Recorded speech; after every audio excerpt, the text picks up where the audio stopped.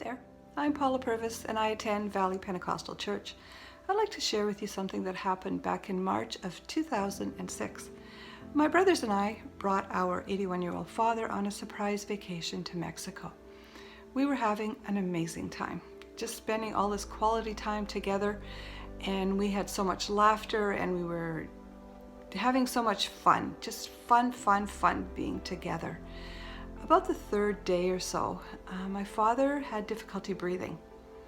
We called the paramedics and they brought us up to the room and they began monitoring my father.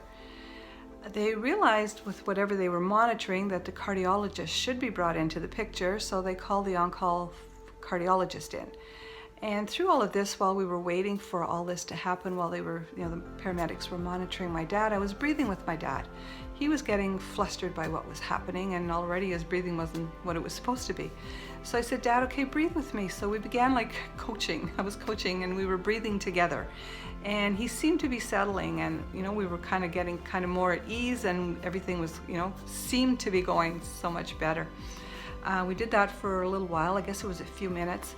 And then all of a sudden, my father flatlined. And I began praying. I didn't know what else to do. I began praying for my dad, and I was just praying so desperately that God would intervene and touch my dad and bring my dad back to us, basically. And I remember when I was praying at one point, I said, Dad, in Jesus' name, come back to us. And I kept praying and praying and praying. And I don't know the time frame of all that it was, but I remember one more time I said, Dad, in Jesus' name, come back to us. And all of a sudden, my father took this deep breath that sounded so deep, and it just, this massive exhale when he let it out. And then his eyes opened, and my dad and I were just staring eye to eyes. And we were looking at each other, and it was just like, oh my goodness, what just happened here? I was just I think as shocked as the other people in the room were, that we had my dad back.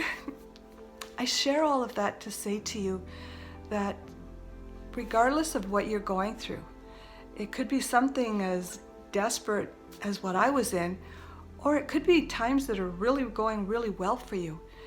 Regardless of what the situation is, God is for you. He is for you. He's not against you. He is for you. And I encourage you, as I reached out in that time of despair, I reached out and He heard and He answered, just as He will do for you, because His love for you is so great. So thank you. I just hope you have an amazing day, and I bless you. Have an amazing day. Bye-bye.